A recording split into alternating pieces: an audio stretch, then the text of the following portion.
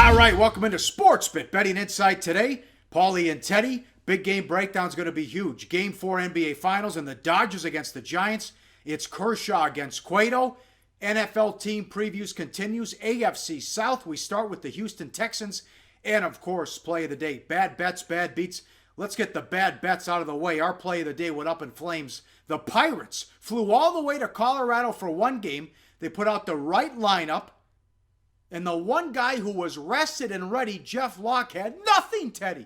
No, he gave the game away before there was much of a chance. I mean, the Pirates actually rallied back from a 6-0 or 6-1 deficit to make it 6-5, but then Locke got bombed again in the third and again in the fourth.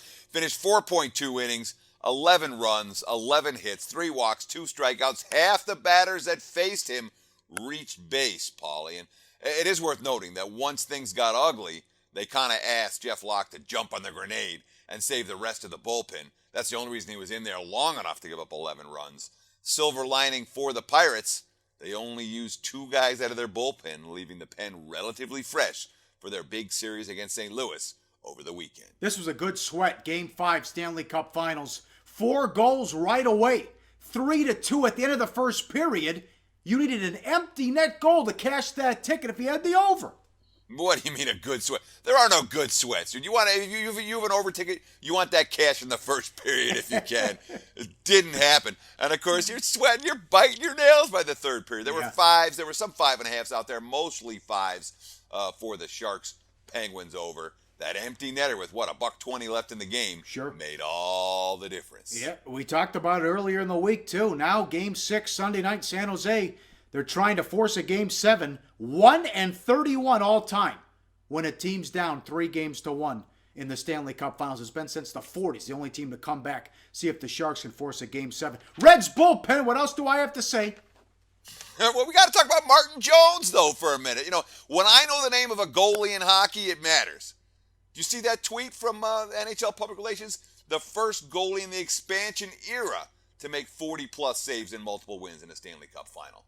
That's worth noting. Now we can make fun of the Reds bullpen. Excellent. Yeah. Okay. Yeah, they took another loss last night. Just saying. At least Russ Ohlendorf, his 5th loss to date this year, didn't blow the under, although he was 1 hit away, snaked out of a bases-loaded 1-out jam in the 8th. Cost Cincy the game, but didn't kill the over bets. And, of course, there's another bullpen that's almost as bad as Cincinnati's. How can this be? No one's bullpen's almost as bad as Cincinnati's. The Reds bullpen is worse, but that Jays bullpen isn't very good right now.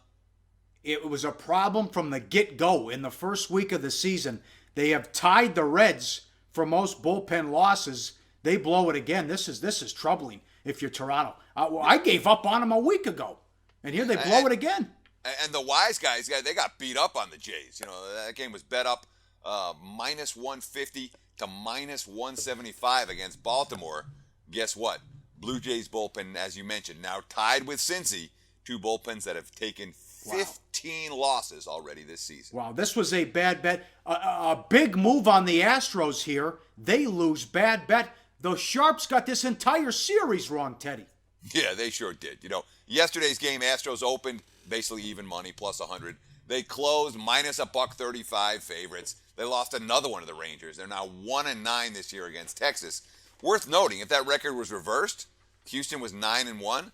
Yeah, they'd be 1 game out of first place instead of 9 games out of first place. That series has been the entirety of that division. It's also worth noting the Houston Astros, since June 1st of last year, they're 83-89. They're 6 games under 500. Wow. And yet, on a day-in, day-out basis, they're being priced at contenders. But you nailed it, Paul. I mean, the wise guys got the whole series wrong. We saw it on Wednesday. Darvish got bet from minus 140 to minus 160. Oh, that's the only game that Houston won. Houston was bet from a dog to a favorite on Tuesday. They were bet from a dog to a favorite on Monday. Wrong. They got killed in this series, and it's not the only time the wise guy's gotten killed this year, Paul. He really isn't. Yeah, good point there. This was big news that happened yesterday in Nevada. The Nevada Gaming Commission okayed daily fantasy in Nevada. Vic Salerno, veteran, said if everything goes according to plan, players could begin betting in August on fantasy sports from football to baseball. by placing bets just like gamblers do on horse races, Teddy.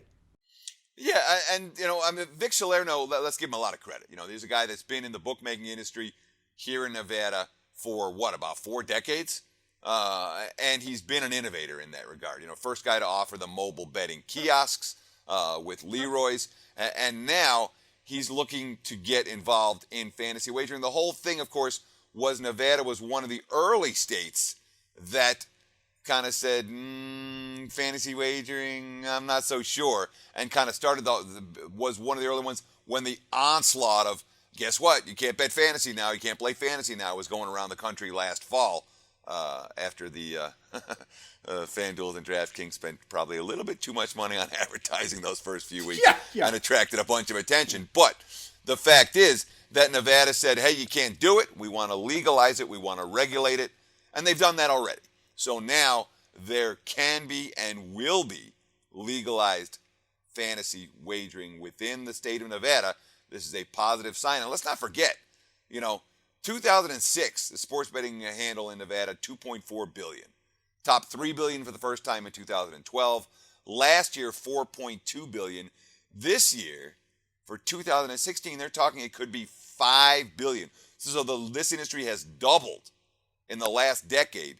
When you talk about legal betting within the state of Nevada, if you're going to add fantasy into the equation, guess what? Those numbers are just going to go up and up and up. And the guesstimate, there's no real numbers when you talk about what happens over the course of the entire country, but the guesstimate has always been for every $1 that gets bet legally in Nevada, $100 gets bet illegally, either offshore or with bookies. So, man, it just keeps getting bigger and bigger and bigger, Paul. And Salerno went on record saying he expects 50% of the new signups to be brand new players and people who've never done this before. That's staggering if that turns out to be, if he gets that right. Yeah, I mean, again, there's some sportsbook operators who said that it could be as high as 80% of new players, guys that aren't going into the sportsbooks on a daily basis to make wagers, but guys who are willing and able to bet fantasy on a daily basis. And again, it's the same type of thing. Daily players. Most of the folks that watch this show, daily players. Most of the guys that play fantasy, daily players. Yep. Everybody wants that audience, and hopefully we're reaching some of you right here with SportsBit. Up next, big game breakdown. Can the Cavs even the series at 2? And can Kershaw keep it going against the Giants on the road? That's coming up next on SportsBit. Betting insight today on SBRpicks.com. Research before you bet. Be sure to check out SBR Picks for the best game predictions, breakdowns, and much more. Time for Big Game Breakdown. As always, live odds, sportsbookreview.com. Game 4 tonight. Warriors and the Cavs. Cavs at home, 206 the total. Series price, adjusted series price. Warriors anywhere from $4 to $4.30. Warriors 13-1 off a loss this year. We're accustomed to the MVPs showing grit in addition to talent. Curry's not able to do that yet. Now he has to. What's going on with this guy, Teddy? Well, let's start with that 13-1 off a loss. All right. It's worth noting the one was in the Oklahoma City series where they lost back-to-back road games. So that's the last time they were in this type of a situation. When you look at the season long, you say that they'd won 13 in a row off a loss, hadn't lost back-to-back games all year. Well, that's not the case here in the playoffs. But, Steph Curry, let's be honest. This has not been a very good series for him so far. He's averaging, 16 points a game. He's only made 17 field goals for the entire series. He got 15 turnovers. Only 13 assists. He has more turnovers than assists. And he got 2 steals. And it's worth noting the plus-minus is the one that really stands out. The Warriors are +2 with him in the lineup. How about They're that? +16 when he's been sitting, Pauly. Wow. What's up with Curry? You think that it's just one of those things, randomness, or is the intensity that Golden State put together with this 73-win season, that they kind of burned themselves out a little bit too early, and Steph Curry in particular? What's your take? I think, listen, he was awesome in Game 5, 6, and 7 of the Western Conference Finals. Great in Game 7, 31, 10, and 9 in Game 6. I think it's just he's struggled the last 3 games, and I really think they call it a different way in the playoffs, and they swallow the whistle and allow these guys to be physical. and he's frustrated him. Now, what have we seen in this entire series? Foul trouble and stupid turnovers.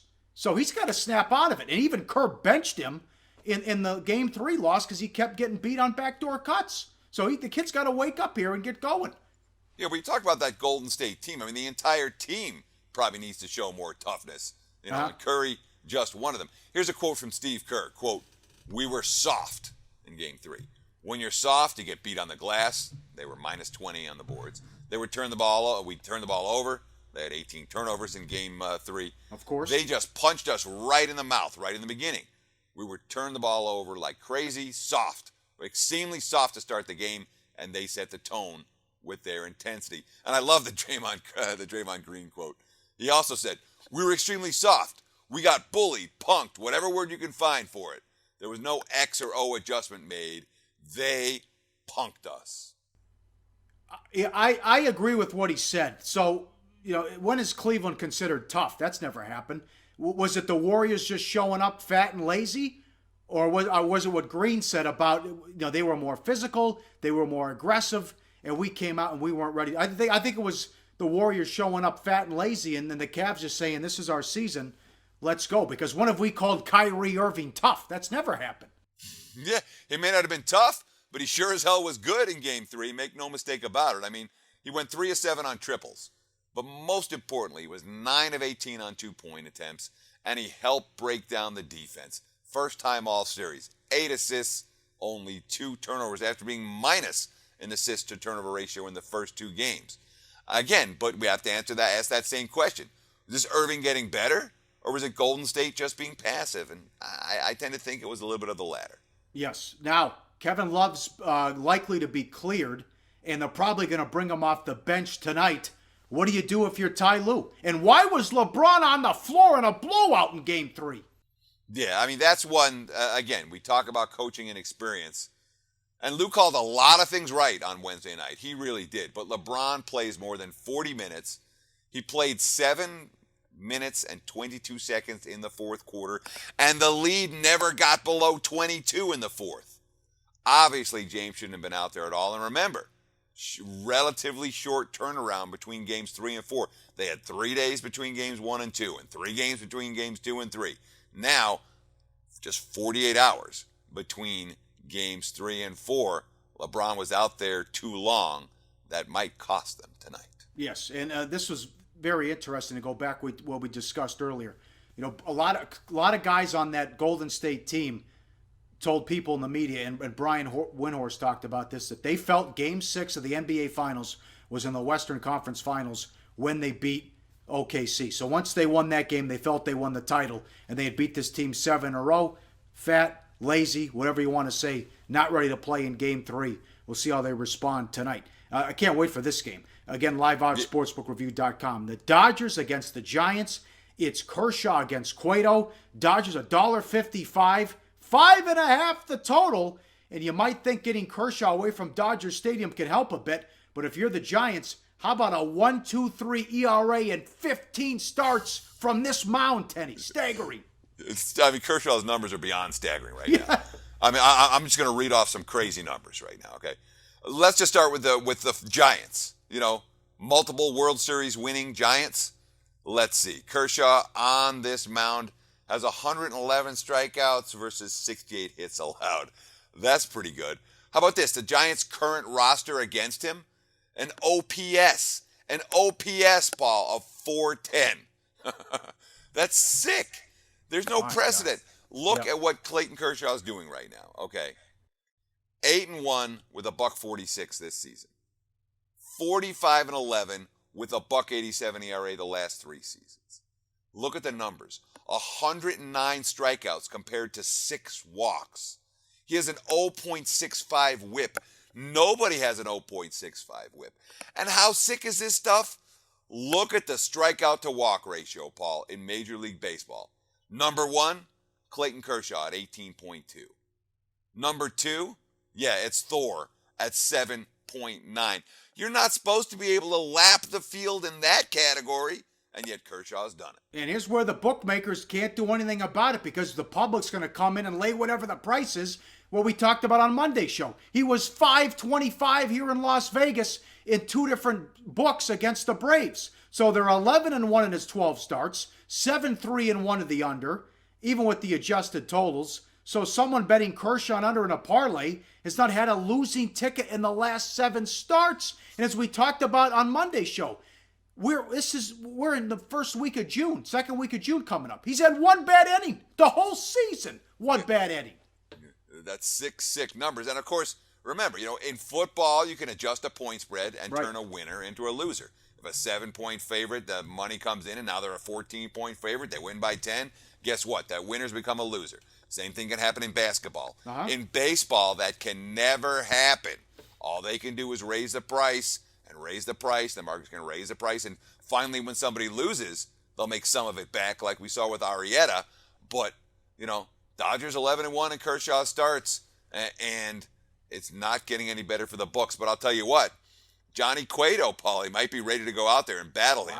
Pitch for pitch. Yeah, 9-1 with a 2.16 ERA. Both the ERA and the FIP, 2.62, are career best. And how clutch has been Cueto? Giants are 5-1 behind him in games in which they scored 2 runs or less. I mean, again, how good is this game? And you see 5.5 with the total. Odds makers also did not hesitate for the 5.5 because both teams were off Thursday, so the bullpens all rested and ready, Teddy. Going to be a fun one tonight.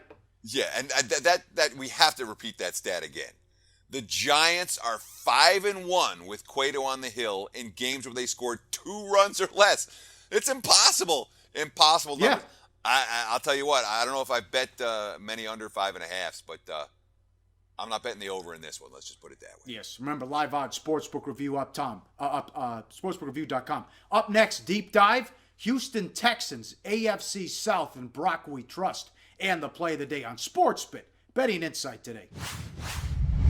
Go to SBRodds.com. Browse, compare, and shop live odds available at top online sportsbooks. We're back on SportsBit. Time for the AFC South. Houston Texans today. Over under 8.5 win total. And the wise guys like this team, Teddy. Yeah, and frankly, I don't blame them. But, we talked a little bit about wise guy betting earlier in the show. And I want to talk about it a little more here because there are so many misconceptions about how the syndicate bets and what the wise guys are thinking. The concept is very similar to what recreational players are thinking. It's little edges over time. That's how you and I make money, Paul. That's how I'm sure most of our viewers make money. And that's how the syndicates and the wise guys are looking to make money. Little edges over time. But little edges over time does not mean that you can't step in front of the wise guys or have a different opinion than the syndicates or the quote-unquote sharp money. And especially when the line starts to move. Now, right now, the Texans are lined at 8.5 wins. From the early betting action, what I've seen is that there's a lot of support for this team. And we've seen the juice start to move on the Texans. If the Texans become I like the Texans at 8.5 over. At the end of this analysis, I'm going to recommend that as a potential play. Certainly that's my first lean. But if all of a sudden the Texans are at 9 and I'm laying $1.40 to go over 9, guess what? I don't like that over anymore. In fact, I might even like the under. So when the wise guys fall in love with a team or get a team completely wrong, not only it's a situation where you can actually get a better number because the line has moved in your favor. And that is another reason not to be shy about stepping in front of quote unquote sharp money. Sharp money's not going to win every bet. There are losing days, there are losing weeks, there are losing months, there are losing seasons. And that's why I don't hesitate to step in front of some of these significant line moves. Last year, 9-7 straight up, 9-7 ATS, 9-7 of the over. The mainstream stats, offense 19th, defense number 3, +5 in turnovers. What'd you think of the schedule last year? Well, first, that's a model of consistency. 9-7 straight up, 9-7 ATS, 9-7 to the over. And not the only team in this division, by the way, that has numbers like that. We're going to talk about Indy, who was 8-8 in all 3 categories last year. But, look at that defense. They were number 3 defense in the NFL last year. And in terms of their schedule a season ago, it was exactly at the league average in terms of toughness. They were right in the middle of the pack. They were a playoff team, but they reached the playoffs last year, let's be real. one reason and one reason only. That's Andrew Luck got hurt. Houston went 5-1 in division. Their other 4 wins, well, they beat the Saints. They got the Bengals with the bad Dalton that day, although let's give Houston's defense. But Houston scored, let's give them their defense credit. But let's also not forget that the Texans scored 10 points and won. They beat the Bucks, and they beat the Jets when the Jets were slumping midseason, losing 4 or 5. They weren't exactly beating the best teams in the NFL on their way to the playoffs. How about this year's schedule? Well, I mean, this year's schedule is slightly tougher than last year. And, of course, that's based on the 2016 season win totals. Please, for the love of God, do not go and look at mainstream strength of schedule numbers. They're all based on last year's records. They're all completely flawed. By week 3, you'll be kicking yourself for having made any decisions based on last year's records. Make your decisions based on this year's season win totals, and you'll be in much better position to cash some of these tickets. This year's schedule, a little bit tougher than last year. They only have 1 home game from Halloween through late December. 4 roadies in 5 weeks and a bye. And it's worth noting that the 3 road games before that tough stretch of roadies, well, at New England, at Minnesota, at Denver. That's tough. All right. The Texans finally have a quarterback. Hoyer was awful in the playoffs, lost to the Chiefs. They were winning games with Brandon Weeden and the entire offseason based on Brock Osweiler. If it doesn't work out, they can cut bait after 2 years. I can say it because I can't prove it. I still think the Broncos would have won the Super Bowl with Osweiler. For whatever reason, when he got in there, the wide receivers couldn't catch the football. And remember, they had home field because of that big win Sunday night at home against the Patriots. What do you think of Osweiler? And I know O'Brien is going to be excited to have a guy that he can mentor and groom to take this team to the promised land.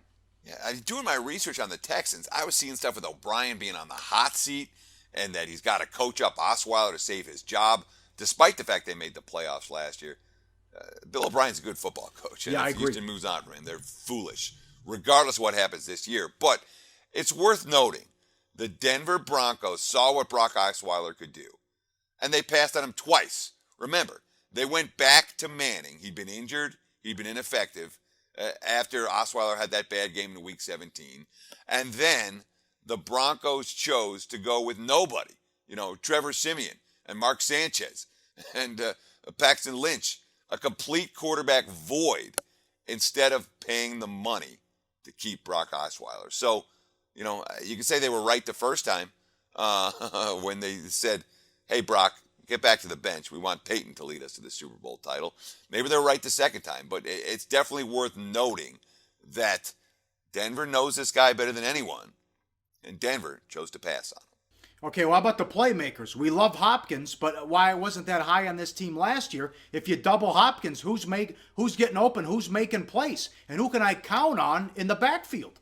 Yeah, I mean, DeAndre Hopkins was a monster last year, but he was the only quick strike playmaker they had. No one else on the team had more than 4 touchdowns. Nate Washington at this stage of his career, Alfred Blue. These guys are not the answers. But a couple of big signings, a couple of big guys coming in. They bring in Lamar Miller from Miami, who's a guy who could become the feature back here. And, of course, the first-round pick, Will Fuller, the wide receiver out of Notre Dame. This guy is a burner. That's a noticeable skill position talent upgrade. Excellent news with a top-notch defense. They did lose a couple of key guys on the offensive line, Ben Jones most notably, and Brandon Brooks in free agency. Brooks is a real big loss. Replace him, well, they got a second-rounder, Nick Martin. They got a free agent, Jeff Allen. I do have my concerns about this offensive line. I don't have any concerns about the defense. That is a nasty defense, and they return everybody. Yeah. But the one thing that we have to worry about with that defense, Pauly, can they stay healthy again? Last year, there are 11 defensive starters combined to miss a grand total of 11 games. We know that J.J. Watt is pretty good. Yes, I'm being facetious there. He's as good a defensive player as there is in the league. But they used the draft almost completely for offense. Their top 4 picks were all on the offense side of the ball. They only brought in one free agent, the former Jet safety Antonio Allen. He missed all of last year with a torn Achilles. Defensive depth is a concern, but I'll tell you what, their offense should be significantly better than it was a year ago. Yeah, I'm with you. I say the early leans to the over as well. Yeah, and that's all it is. Right now, I'm not going nuts. I'm not making bets left and right. Doing our work, getting some early leans. We'll start to make some bets over the hot summer month, but absolutely, early lean on the Texans is over 8.5 wins, although I do worry about that strength of schedule that is tougher than a season ago. All right, with the loss yesterday, we gave out the Pirates. It's our first losing week in, I think, about a month, maybe longer than that. So we finally had a losing week, trying to make it 2 or 3 for this week. We're going back to the NBA Finals. What are we going to do tonight, Teddy? Back to the NBA Finals. We haven't given out an NBA Finals pick yet. It's time, man. Let's do it. Game 4. Let's go number 507, the Golden State Warriors. The Cavs aren't so tough. Golden State, with the right focus, can come out and do a little punking of their own. Take the Warriors plus the deuce. That's our play of the day for Friday night. Awesome job. Fun show. We're back next week. We might have more Stanley Cup finals to talk about, NBA finals, U.S. Open preview, and we continue with the NFL team previews as well on SportsBit. Betting Insight today on SBRPicks.com.